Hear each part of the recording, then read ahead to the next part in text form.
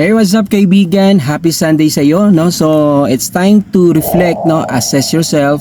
Kumusta yung nagdaan mong mga araw? It's productive ba? So, it's time to assess, reflect, then ano ba yung mga dapat i-improve pa, and set another goal. Then make a plan, then execute the plan. Laging tandaan mo kaibigan, nasa daily routine. Yun yung pinaka-importante. That is very crucial para makuha mo yung mga dreams mo in life, para makuha mo yung mga goals mo. Nasa daily routine yan. So andito tayo ngayon sa Don Salvador.